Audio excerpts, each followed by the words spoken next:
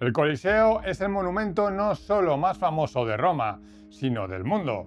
Forma parte de las 7 maravillas del mundo y es un lugar visitado por millones de personas todos los años. Pero aquel lugar donde los gladiadores luchaban por la gloria, hoy es una ruina que apenas conserva su esplendor original. Sobre todo por el hecho de que hay una parte que ya no está, en el lado sur. Los 2 primeros anillos exteriores han desaparecido, dejando al desnudo las costillas de este coloso. En este episodio no solo responderemos al misterio que envuelve el Coliseo, qué pudo pasar para que esta zona fuera borrada del mapa, y lo más intrigante, ¿dónde están sus restos? Además, iremos más allá para conocer aún más secretos descubiertos en el proyecto de restauración que se acaba de inaugurar en el 2026 y que nos permite disfrutar de un nuevo pavimento para caminar sobre la historia. Prepárate porque estás a punto de conocer una parte de la historia no revelada antes. Bienvenido a mi canal, soy Waldo Roca y esto es Guías de Roma.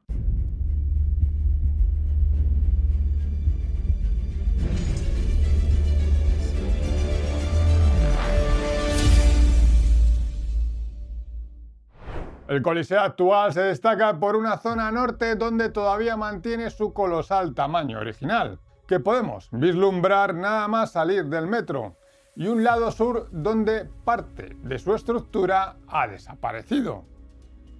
Pero, ¿qué es realmente lo que ya no existe? Lo que no existe son los 2 anillos exteriores de ambulacros en el sector sur. Los ambulacros, que vienen de ambulacron, que significa pasear, ahí tenéis el dato, son los pasillos abovedados que conectaban todas las secciones del Coliseo. Este anfiteatro era geométrico, compuesto de 4 anillos concéntricos de travertino. La zona desaparecida incluía, al igual que la zona norte, una estructura de 50 metros de altura adornada con los 3 órdenes de columnas: dórico, jónico y corintio. Estos anillos estaban compuestos por pilares de travertino que hacían la función de columna vertebral del edificio. Si el pilar cede, la bóveda que sostiene el techo del pasillo se desplomaba por falta de apoyo. El Coliseo estaba compuesto de ambulacros anulares, o sea, una serie de pasillos circulares que lo rodeaban, y los ambulacros radiales, otros pasillos que iban del centro hacia afuera. En el sur esta red se cortó. Lo que vemos hoy es el esqueleto interno que antes estaba oculto. Para averiguar qué pasó, debemos volver a la actualidad. En 2026 se ha inaugurado una restauración del pavimento original de la zona sur del Coliseo. El objetivo era mostrar a los visitantes las dimensiones originales del mismo. Para ello se levantó el pavimento antiguo, datado del siglo XIX o principios del XX. Y se descubrió nada menos que la base en la que está apoyada el Coliseo. El Coliseo no es una estructura que se haya construido encima de la roca, sino sobre una base de cemento romano llamada crepidine, una especie de podio que se eleva un par de escalones sobre el nivel del suelo, básicamente como si fuera un templo. Los arquitectos de la obra han dejado una zona de crepidine descubierta para que los visitantes puedan entender la misma fundación de esta colosal estructura. Bueno, lo entenderán si alguien se lo explica. Afortunadamente ya me tenéis a mí, así que tranquilos, ya os lo explico yo. Lo que vemos en gris es el cemento romano donde se asentaban los pilares de los 2 anillos exteriores desaparecidos del Coliseo. Básicamente toda la estructura está sobre esta base de cemento. El cemento se muestra como cortado en rebanadas por unos surcos. Estos surcos son las cloacas del anfiteatro. Ya desde que se puso la primera piedra, los arquitectos romanos tenían planificado dónde iba a ir el sistema de alcantarillado. No es un tema banal. Tanto el agua de lluvia como las aguas residuales debían de ser evacuadas para que la humedad no causase estragos en la estructura. Pero cuando yo estuve allí y lo vi con mis propios ojos, me fijé en estos surcos y vi algo raro y les hice una foto. Vemos que se distinguen como unas baldosas de terracota que están por debajo del cemento. Y uno se pregunta, ¿para qué servían estas baldosas? Bueno, pues no he encontrado información al respecto, así que podemos plantear varias hipótesis. El Coliseo se construyó justo donde estaba el lago de la Domus Aurea de Nerón, pero ese lago no lo puso ahí el propio Nerón. Esa zona es como un valle, donde siempre ha habido un lago. Así que los ingenieros romanos tuvieron que desecar y aplanar el terreno con tierra y cemento. Puede que esa capa de terracota fuese para nivelarlo antes de echar el Opus Caementicium encima, o sea, el cemento. Pero vamos, no tengo ni idea si toda la base del Coliseo está compuesta por esas baldosas o puede que solo sea para recubrir las zonas donde iban las alcantarillas con la intención de impermeabilizarlas. Pero es curioso porque el Coliseo fue construido encima del lago de un palacio y se reciclaron materiales de este para la construcción. ¿Podrían estas baldosas pertenecer a la Domus Aurea? ¿Quién sabe? De cualquier manera, encima de esas baldosas lo que tenemos es una base de Opus Caementicium o cemento romano que actúa como una especie de pedestal en la cual se asienta el Coliseo. Pero lo interesante es que en esa base no solo hay un tipo de cemento. Como comentamos en nuestro vídeo sobre los secretos del cemento romano, los romanos tenían varias mezclas para crear varios tipos de cemento. Había un cemento más duro, con trozos de cerámicas o piedras llamadas caementa, el que se usaba para rellenar las paredes. Y luego un mortero con un acabado más fino con polvo de mármol y que se usaba para darle ese acabado final que podía incluir pinturas en fresco. Pues en ese cemento que vemos en la imagen, los arqueólogos han encontrado estos dos tipos de cemento. El primero es ese cemento duro con la caementa, que forma la mayor parte del bloque. Está compuesto de cal, caementa, que son esas piedrecillas, y puzolana roja del volcán del lago Albano. Y en la superficie un mortero fino compuesto con cal apagada, polvo de travertino y puzolana, que seguramente se usaba para nivelar toda la superficie. Sobre este mortero es donde podemos ver la marca donde se asentaban los pilares del Coliseo, que ya no existen. Podemos distinguir 5 bloques de mármol travertino de los 2 anillos exteriores, que aunque no eran exactamente iguales, formaban un cuadrado casi perfecto. Estos bloques tenían 90 centímetros de altura cada uno. En las zonas que rodean estos bloques lo que hicieron fue poner el pavimento, también del travertino, que podemos ver en esta foto, que junto a los cipos marcaban el perímetro de seguridad del Coliseo. Esos bloques que vemos ahí por donde andaban los antiguos romanos son iguales al que vemos aquí en las excavaciones. O sea, encima del cemento había una capa de 90 centímetros de altura tanto de las bases de los pilares, de las columnas, como de los bloques de pavimento. Todo de mármol travertino. En resumen, una capa de arena y piedras para rellenar el lago y huecos varios. Supuesta capa de baldosas de terracota para nivelar la superficie. Cemento romano y mortero para crear una superficie sólida y nivelada. Bloques de travertino ya sea para el pavimento o para los pilares. Y encima de todo esto se construyó el anfiteatro Flavio. Casi nada.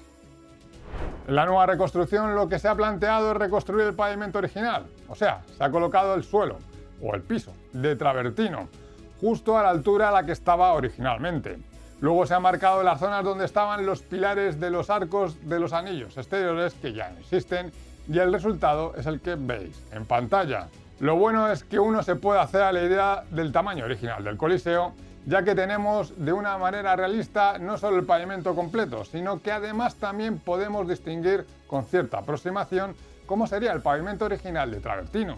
Aunque ahora los bloques se corten y pulan con herramientas modernas industriales, si nos fijamos en los bloques de las columnas, vemos que los romanos no se quedaban atrás. Así que estos sillares de travertino desgastados por el tiempo un día fueron esplendorosos bloques de ángulos rectos. Lo malo y por lo que mucha gente se ha quejado es que si no te lo explican detalladamente con imágenes y de manera clara, como acabamos de hacer aquí, la gente no sabe darle sentido a esta reconstrucción.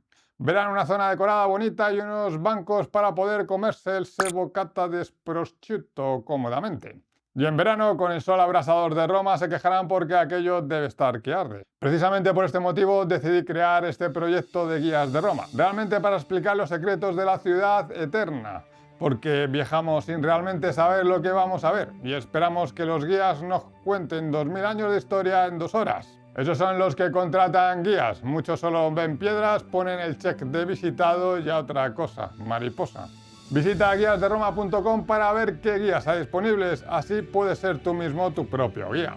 Y también podéis haceros miembros del canal, con el nivel tribuno de la plebe podéis ver las guías por fascículos, y si te haces miembro senatorial, aparte de ser un miembro honorífico, se ha recompensado con la guía de los museos vaticanos. Pero volviendo al Coliseo, no solo se ha restaurado el pavimento, sino el pasaje de Cómodo, el pasadizo VIP que usaban los emperadores romanos para acceder a su palacio imperial.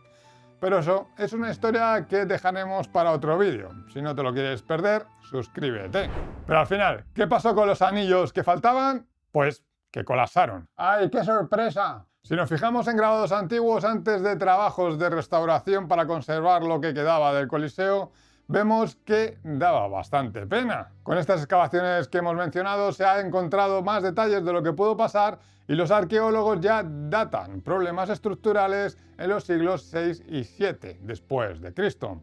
Es interesante porque prácticamente es apenas un poco más tarde del último espectáculo datado en el 523 después de Cristo.